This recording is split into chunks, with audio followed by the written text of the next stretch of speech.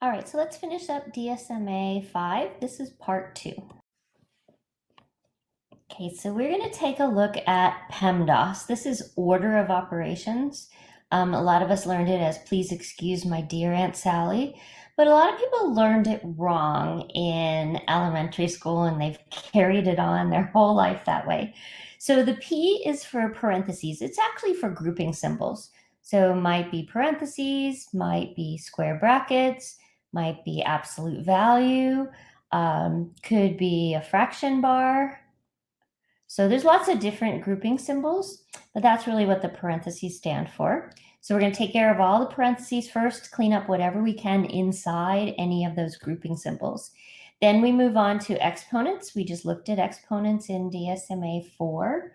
Then we're going to look at multiplication and division, but we look at them together. So we move from left to right and we take care of any multiplication or division we come upon. We don't do all the multiplication first and then the division. That is a big no-no. There are problems like this going out across social media, and people get it wrong because they were taught wrong. So multiplication and division is going to be grouped together. We work from left to right and take care of whatever we come to first, and I'll show you some of those. And then finally, we do addition and subtraction. Again, same thing. We move from left to right, do whichever one we come to, adding or subtracting. So let's take a look at some problems. Okay, so let's use what we know about PEMDAS. Please excuse my dear Aunt Sally. So I don't see any parentheses, so we don't have to worry, or any grouping symbols. We do have an exponent here. So let's go ahead and take care of that. So that 2 squared would give me 4. Let's go ahead and put everything else back in here.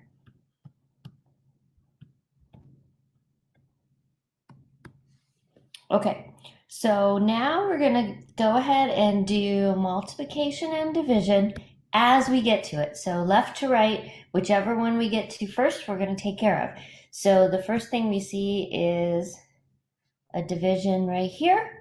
So 10 divided by 5 gives me 2. Then I have a subtraction, can't do anything with that. And then I have 3 times 4, that's 12. Okay, so now we're going to take care of addition and subtraction, going from left to right. So we have 2 minus 12, which would give us a negative 10.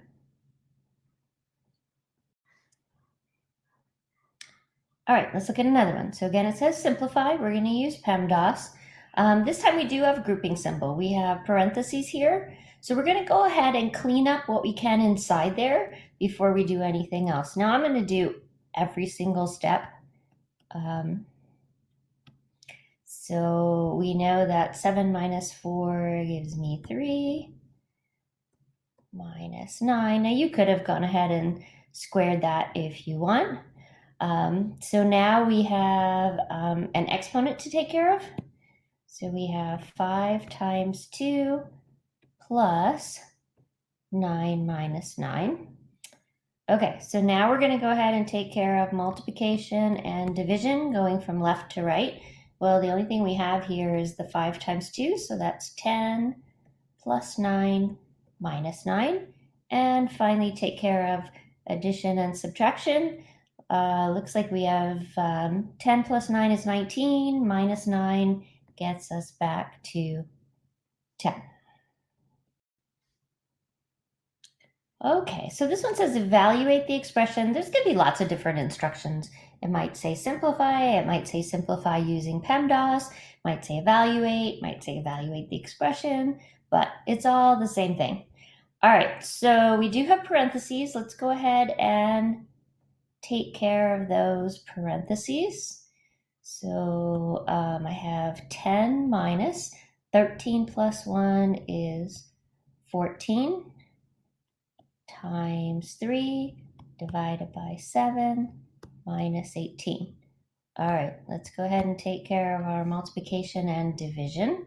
So that gives me 10 minus, let's see, this would be 42 divided by 7 minus 18. I need to go ahead and take care of my division now. So 42 divided by 7 is 6 minus 18. Now I can go ahead and do my addition and subtraction. So let's see, 10 minus 6 is 4. 4 minus 18 will give me negative 14.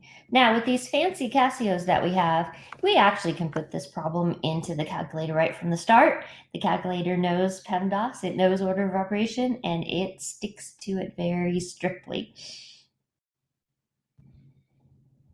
All right. So with this one, we have a little different of a grouping symbol. We have parentheses, but the parentheses just has a negative 24 in it. There's nothing we can really clean up. So we're going to go ahead and clean up the brackets. So we have 48 out front divided by, we're going to take negative 24 divided by 4. And so that would be a negative 6 plus 8 times 5 minus 9. All right, so let's go ahead and take care of addition or multiplication and division going from left to right. So 45 divided by negative 6 is going to give me a negative 8 plus, and then 8 times 5 is 40 minus 9. So now I'm going to take care of addition and subtraction. I'm going to add my two negatives together. So I have 40 minus 17, and that's going to give me 23. Hopefully I did that right. You guys check me.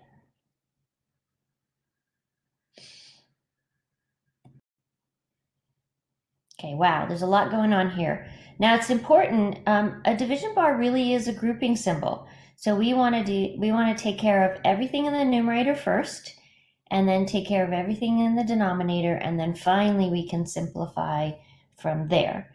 So let's see, 2 times 5 is 10. 3 times 9 is 27. 4 times 10 is 40. 5 times 14 is 5, 6, that's 70. All divided by 1 plus 2 plus 4 would give me 7. So let's keep going with this. That's going to give me 110, 120, looks like 147. Hopefully I did that. You check with your calculators. Divided by 7, and that actually goes into that evenly. So 7 goes into 14 twice, goes into 7 once, and so I end up with a positive 21. But again, it's very important that you completely clean up the numerator until you have a single answer, completely clean up the denominator, and then you can see if you're going to divide or if you're going to simplify a fraction.